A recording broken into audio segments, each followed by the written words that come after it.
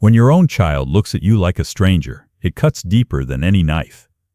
The moment my daughter told me, "Dad, you can't come to my wedding. You just wouldn't fit in," something inside me broke, not with noise, but with silence. Before I tell you how her perfect day turned into the moment she'll never forget, make sure to subscribe to the channel and tell me in the comments, what would you do if your child said you weren't good enough to attend their wedding? My name is Thomas Grant, 63 years old. For most of my life, my hands were my pride, rough, cracked, and scarred from decades of construction work.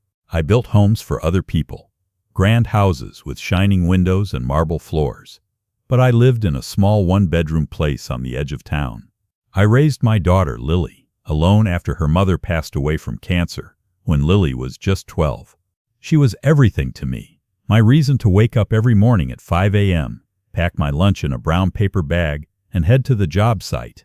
I used to braid her hair before school because her mom had taught me how. We used to sit on the porch in the evenings, her doing homework, while I repaired things around the house. She'd say, "Dad, one day I'll make enough money so you can rest." That day never came. Instead, Lily grew into a beautiful, ambitious woman, a marketing executive in a glass office overlooking the city skyline. And me? I was the man who didn't belong in her world of champagne and designer suits. The first sign came months before the wedding. She'd started talking differently, careful, distant, as if embarrassed by me. At dinner one evening, she cleared her throat and said, "Dad, about the wedding. It's going to be, well, very formal. Michael's family is particular about appearances." I smiled, pretending I didn't understand. "Appearances," I repeated, wiping my hands on my napkin. "You mean about me?" She looked away. "You don't have to say it like that." "Like what? Like a man who paid for your college tuition working double shifts? Like someone who wore steel-toed boots while you wore prom dresses?" "Dad, please. It's not like that. It's just different worlds." That's how my daughter separated herself from me, with two words that sounded polite, but meant you don't belong. The official invitation never came. No envelope, no RSVP card. But word travels in small towns, and I heard about the wedding from a neighbor's daughter who worked at the hotel. She said it was to be the society wedding of the year, a ballroom filled with gold drapes, champagne fountains, and imported roses, a guest list full of bankers, CEOs, and politicians. And somewhere on that list, my daughter's new husband, Michael Ross, son of one of the wealthiest developers in the state. The irony didn't escape me. I'd built half the properties his company owned. You see, what Lily didn't know was that I wasn't just a laborer. 10 years ago, after a serious work injury and a settlement that changed everything, I'd quietly invested in real estate. The same projects her fiancé's father bragged about owning, half of them had my signature on the back end. Quietly, anonymously. I had money, more than enough to pay for her entire wedding twice over. But I never told anyone. I didn't need validation. I lived simply because I chose to. So when she said I was too poor to attend, I didn't argue. I let her believe the lie she'd built her comfort around. Until the night before the wedding, when fate decided to twist the knife. I was fixing the old fence behind my house when a sleek black car pulled into my driveway. Michael stepped out, wearing a suit worth more than my truck. His smile was polite but tight. "Mr. Grant," he said, extending his hand. "I wanted to talk to you privately." I wiped my hands and nodded. "About the wedding?" He hesitated. "Lily doesn't know I'm here." That caught my attention. He glanced toward the house, as if making sure we were alone. "She's been under a lot of pressure. My family, well, they have their expectations, and she's been trying to meet them." I crossed my arms. "So, what does that have to do with me?" He exhaled slowly. "She's ashamed, Mr. Grant. Ashamed of where she came from. But I'm not. I know who you are." My brows furrowed. "You know who I am?" He smiled faintly. "I did my research. The Ross Corporation doesn't make deals without knowing who's behind the numbers. The quiet investor who's been buying land through shell companies? That's you, isn't it?" The air around us seemed to still. For a moment, neither of us spoke. Then he said softly, "You built this city, sir. Literally and financially. I respect that." He reached into his coat pocket and handed me a small white envelope. Inside was a wedding invitation, my name written in gold ink. She didn't want to invite you, he said. But I did. You deserve to be there. And tomorrow, when she sees you, the truth will come out. I looked at him. This man my daughter thought was her ticket to a better life. And for the first time, I saw something rare. Sincerity. But what he didn't know was that I had a plan of my own. Not for revenge, for truth. Tomorrow, in that ballroom filled with glittering strangers, my daughter would finally learn who her father really was. The next morning, the sun rose sharp and golden over the city skyline, the same skyline I'd helped build with my bare hands. Each building stood like a memory of my labor, my sweat, my sacrifice. I put on my only black suit, pressed though the cuffs were frayed. My tie was old, the same one I'd worn to Lily's college graduation. As I looked in the mirror, I whispered to myself, "This isn't about revenge, it's about truth." Before we go on, subscribe to the channel and tell me, what would you do if your own child was ashamed of you? Would you walk away or show them who you really are? The Ross family estate stood on the outskirts of town, a palace of marble and glass. Cars gleamed in the circular driveway, their polished exteriors reflecting the morning sun like 1,000 mirrors. Guests in gowns and tuxedos drifted up the stone steps, laughter spilling like champagne. Inside the estate, chandeliers glittered like frozen waterfalls. A string quartet played softly in the background. And there she was, my Lily. She looked radiant, her dress a cascade of white silk, her smile carefully practiced.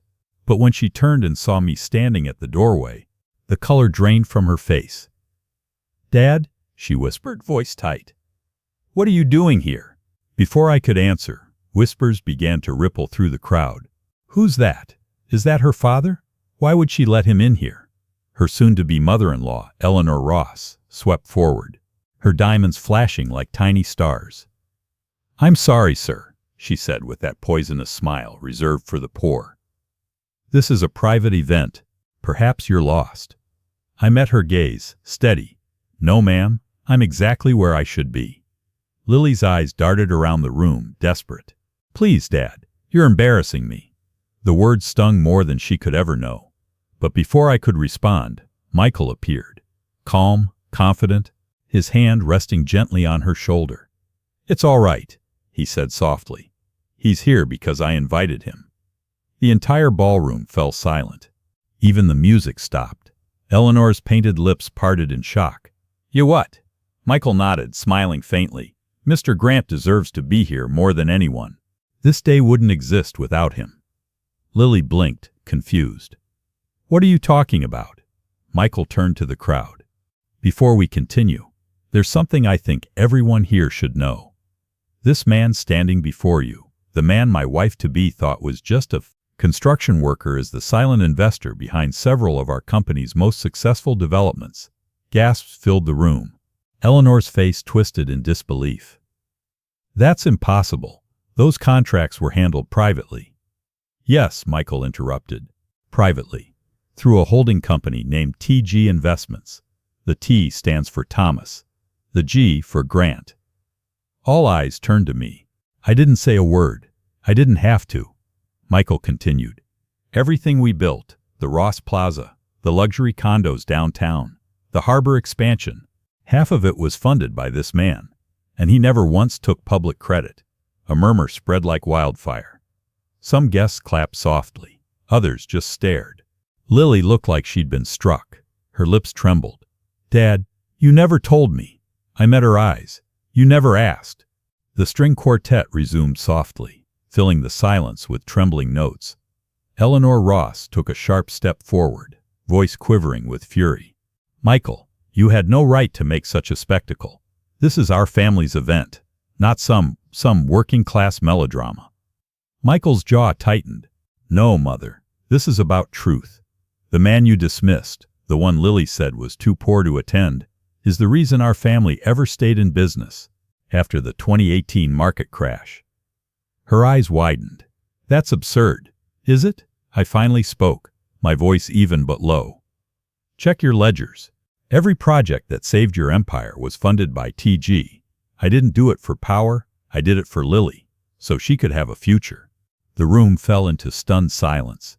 Lily covered her mouth, tears spilling past her lashes. "Dad, I didn't know." I smiled. Not bitterly, just sadly. "You didn't want to." The moment hung heavy, her wedding dress shimmering under the chandeliers, her pride collapsing with every breath. And then, quietly, I handed her a small envelope, the same size as the invitation she'd never sent me. "For you," I said. She opened it with trembling hands. Inside was a folded check and a letter. The check made out to her for $1.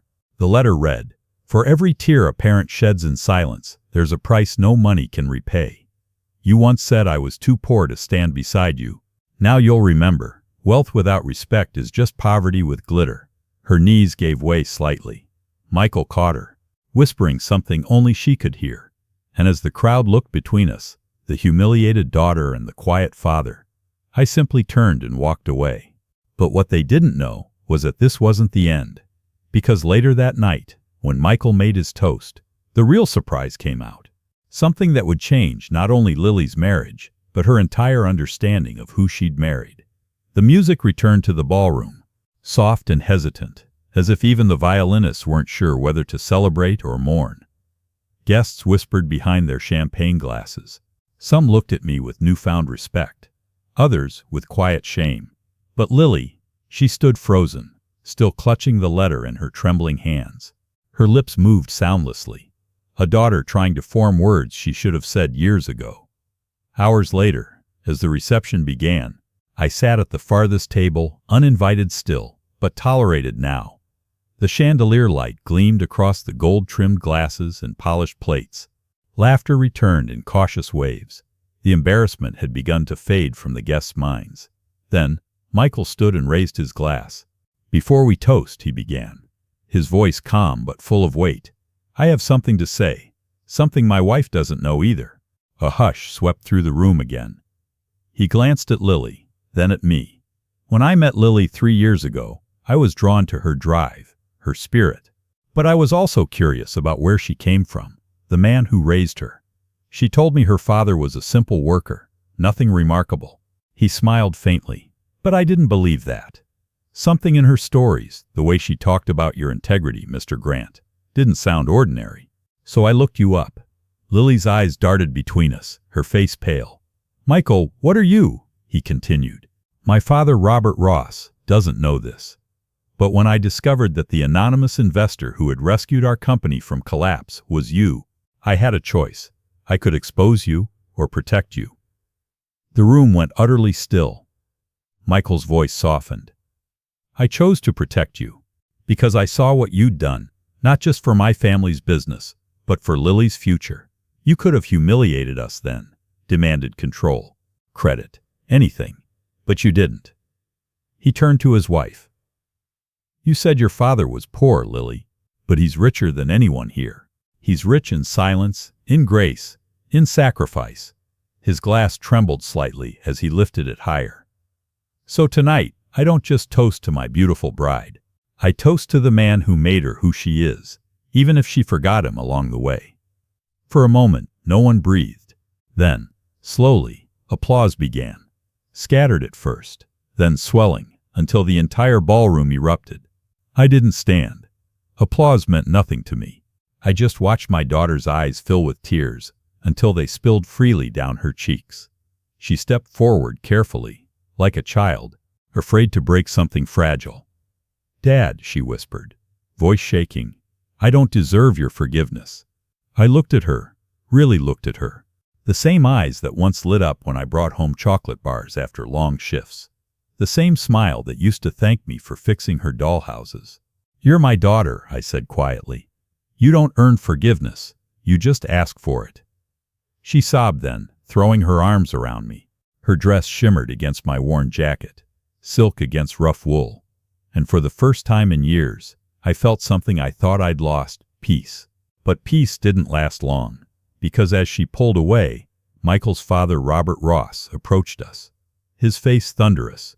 "That was quite a performance," he said, his voice cold enough to freeze the air. "Touching. But you've embarrassed my family, young man." Michael turned to him, jaw clenched. The truth isn't embarrassing, Dad, Robert sneered. You have no idea what you've done. You've aligned yourself with a man who's been quietly buying into this company's assets for years. He turned to me. You think I didn't notice, Mr. Grant? I knew there was someone pulling strings behind the scenes. I didn't realize it was you until now. Then you also know I never interfered, I replied. I built this company from the shadows while your accountants took credit. Don't act noble, Robert spat. You wanted control. Well, congratulations. Now everyone knows who you are. Let's see how long your reputation survives when the truth about your holdings comes out. Michael's brow furrowed. What truth? Robert smiled. That cruel, thin smile that powerful men wear when they think they've won. Ask your father-in-law where the first million came from. The room fell silent again. Dozens of eyes turned toward me. Lily's breath caught. Dad, what does he mean? I took a slow breath, steadying my voice. That money came from blood and betrayal, but not the way he wants you to think. 25 years ago, before Lily was even born, I'd been hired by Robert Ross to oversee the construction of a major downtown complex. I'd worked day and night, and when the project failed because of his greed, he'd left dozens of workers unpaid, including me. My wife was pregnant at the time. We nearly lost our home, so I fought him in court and won a settlement that became the foundation of every investment I ever made. That money you called dirty, I said, meeting Robert's gaze, was the payment you were forced to make when you stole from the people who built your empire. Gasps spread through the crowd. Robert's face turned pale. You can't prove that.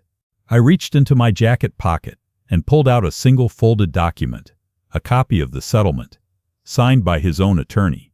Maybe you forgot, I said quietly. I never did. Psalm. Lily covered her mouth, stunned. Michael looked at his father with disbelief. You cheated him? Robert's lips moved, but no words came. Now, I said, my voice calm but steady.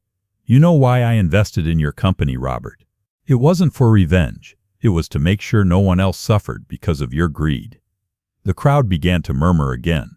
The illusion of the Ross family's perfection cracked under the weight of truth. And then, something extraordinary happened. Michael walked to me, took my hand, and shook it firmly. Thank you for everything. For her, for your integrity, and for showing me what kind of man I want to be. Lily was crying openly now, mascara streaking her face. She turned to her father-in-law, voice trembling but firm. If you can't respect my father, then you can't respect me.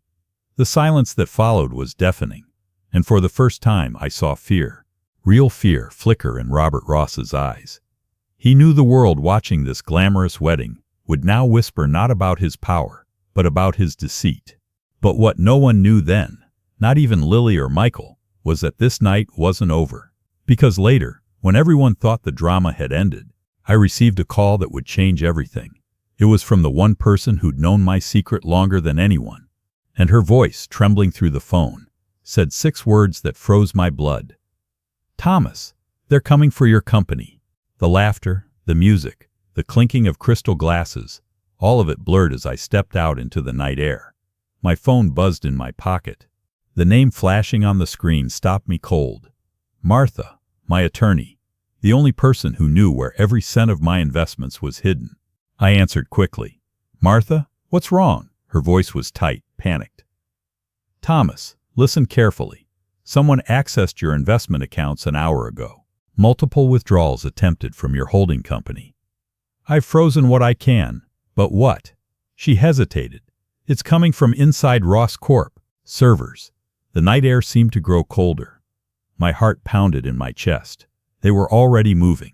Before I tell you what I discovered next, the betrayal that cut deeper than anything Lily ever said, make sure to subscribe and tell me in the comments. If you found out your family was stealing from you, could you forgive them, or would you fight back? I drove home in silence. The city lights shimmered in the rearview mirror like ghosts of everything I'd built. At every red light I replayed Robert Ross's smug expression, the satisfaction of a man who thought exposure meant victory. He'd expected me to lash out publicly. Instead, he'd struck where I was most vulnerable, my anonymity. Because my fortune wasn't a matter of pride, it was protection. I'd built it in shadows for a reason, so no one could use it against the people I loved. Now that veil was gone. When I walked into my house, the answering machine was already blinking red. Messages stacked like warnings. Mr. Grant, this is First National Bank. Please call regarding unusual activity.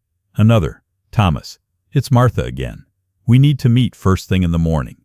But it was the third message that chilled me to the bone. Dad, it's Lily. We need to talk. Please call me back. Something's wrong with Michael. He's not who I thought he was. I called her immediately. She picked up on the first ring. He said, people were watching us. Did he say who? No, just that his father made a deal. Something about clearing debts with your money. I closed my eyes, pressing my thumb against the bridge of my nose. It made sense now. The account breaches, the timing, the desperation in Robert's eyes. He wasn't just angry about being exposed. He was drowning in debt, and he'd decided to pull his own son and my daughter down with him. Lily, I said slowly, listen to me. Do not go anywhere tonight. Lock the doors. I'll come get you. No, she said suddenly, her voice breaking. Dad, I need to tell you something first. Michael, he knew about the money transfer before the wedding. He told me last week he needed to borrow something from your accounts to protect us from his father. I didn't believe him. The phone buzzed with static. Then the line went dead. Lily? No response. I grabbed my keys and ran. Rain began to fall, thin at first, then heavier, each drop slashing against the windshield, as if the sky itself was warning me to turn back. But I didn't stop. Every mile brought back flashes of Lily as a child, her laugh echoing through the yard, her hand clutching mine at her mother's grave. By the time I reached her house, the rain had turned into a storm. The front door was open. Inside, the lights flickered. Lily? No answer, but I heard movement upstairs, hurried, frantic. I climbed the steps 2 at a time, and there she was, sitting on the floor of her bedroom, her wedding dress still hanging half-folded in its garment bag, her makeup smeared from tears. In her trembling hands was a flash drive. I found this, she whispered. It was in Michael's briefcase. I knelt beside her. What is it? I don't know, but it's labeled TG Portfolio Transfers. Dad, I think they were planning to move everything in your name into offshore accounts tonight. Her voice cracked. Michael tried to stop it. That's why he ran. I took the flash drive and plugged it into her laptop. The screen came to life. Spreadsheets, transaction logs, hidden shell companies, and one final transfer, marked pending. Destination, Ross International. Holdings, Cayman. Amount, $27,400,000. Lily gasped. That's your entire life's work, I finished. Life's work, I finished. Holdings, life's work, I finished. Holdings, so would chart here wan show before yard. He was I tope before chart here. He could me solve the wop, like comfortio weeds konzakaf to tope before chart. That's your wan show before chart. I will wait, you'll cold. I will wait, you'll cold. Confuse not your wan show before chart. That's your wan show before chart. I will wait, you'll cold. I will wait, you'll cold. Holdings, so would chart here wan show before chart. That's your wan show before chart. I will wait, you'll cold. Holdings. I typed fast, overriding the authorization sequence. But before I could cancel it completely, a message popped up. Access denied. File in use by admin. Someone else was in the system watching us. Dad, Lily whispered. They know we're here. I looked up just as headlights swept across the front windows. 2 black SUVs pulled up outside. Lily's hand flew to her mouth. Oh my God. I put my hand on her shoulder. Get your coat. Go out the back door. Now. No, I'm not leaving you. Lily, now. She hesitated, then nodded, tears streaming down her face. I waited until I heard the back door close. Before I turned toward the front hall, 3 men stepped inside. Slick suits, polished shoes, and the unmistakable chill of men who answered to money, not morality. The one in front smiled. Mr. Grant, you've been busy tonight. You're not from the Ross Corporation, I said quietly. Who sent you? He smiled wider. Let's just say we're here to collect. I took a slow step backward, my mind racing. The flash drive, the accounts, the timing. Robert Ross hadn't sent them. He'd sold me out to cover his own debts. I hit the lights, plunging the room into darkness. They cursed, stumbling forward. By the time they reached the stairs, I was already gone, slipping through the kitchen door and into the rain-soaked night. Across the yard, I saw Lily's silhouette waiting by the car. When she saw me, she ran into my arms, sobbing. "What's happening?" "They want the money, Lily, but they'll have to go through us first." We drove off into the storm. No destination, no plan, just survival. And as lightning cracked across the sky, illuminating her terrified face, I realized the one truth I'd avoided for years. You can build an empire in silence. You can even raise a child in love. But if you build either on secrets, sooner or later, the storm comes for you. The highway stretched before us, endless and black beneath the storm. Rain slammed the windshield in furious rhythm, and every flash of lightning carved Lily's face in white fear. She hadn't spoken since we'd fled. She just stared straight ahead, clutching her mother's old locket like a lifeline. The headlights caught the reflection of a green sign. "Rest stop, 2 miles." I slowed the car, pulling in under the broken light of an old gas station awning. "Stay in the car," I said quietly. "Dad, what are we going to do?" Her voice cracked, the words trembling. "We're going to think. We're not victims, Lily. We just forgot who we were." Before I tell you what we found at that gas station, the truth that turned a night of fear into a mission of justice, make sure to subscribe and tell me in the comments, if your life's work was stolen, would you run or would you fight? The rain had slowed to a drizzle by the time I stepped into the tiny gas station. The smell of burnt coffee and motor oil filled the air. Behind the counter sat a young clerk, half asleep, scrolling on his phone. He looked up as I approached. "You Thomas Grant." I froze. "Who's asking?" He shrugged, reaching beneath the counter. "Some guy dropped this off for you about an hour ago, said you'd show up." He handed me a thick, waterproof envelope. No name, no return address, just my initials, TG, written in neat block letters. Inside, there was a USB drive and a folded note. The handwriting was unmistakable. "Thomas, if you're reading this, it means I couldn't stop them. My father's debts run deeper than even I knew. They were never after the company. They were after control of your holdings. I found out too late. I'm sending you everything you need to protect yourself and Lily. Trust no one. Tell her I'm sorry, and tell her I love her." Lily's voice broke the silence behind me. "Dad, what is that?" I handed her the letter. She read it once, twice, then pressed it against her chest. "He knew," she whispered. "He tried to fix it." Back in the car, I plugged the USB drive into my laptop. Dozens of files loaded instantly, encrypted reports, offshore account ledgers, and recorded phone calls. And in the middle of it all, a video file, titled "For Lily." I clicked play. Michael appeared on the screen, sitting in his office. His tie was loosened, his eyes red from sleepless nights. "Lily, I don't know how to start this. I thought I could protect you from my father's world. I thought love would be enough. But he's made deals with people who don't care about family, only money. The only person who's ever beaten him at his own game is your father. I learned everything from him, not from his words, but from his silence. If you're watching this, then I failed, but your dad hasn't. Help him finish what he started." The video ended abruptly. Lily stared at the screen, tears rolling silently down her cheeks. "He loved me, Dad," she said softly. "He was trying to make it right." We sat there for a long moment, the only sound the distant rumble of thunder. I could feel the war inside me, the old instinct to disappear, to protect, to survive quietly. Fighting against something new, the desire to fight back. I reached for my phone and called Martha. She answered on the first ring. "Thomas, where are you?" "Doesn't matter," I said. "Listen carefully. Transfer all assets out of TG Holdings and into the trust we set up for Lily. Use the emergency clause. Name her as the sole beneficiary." She hesitated.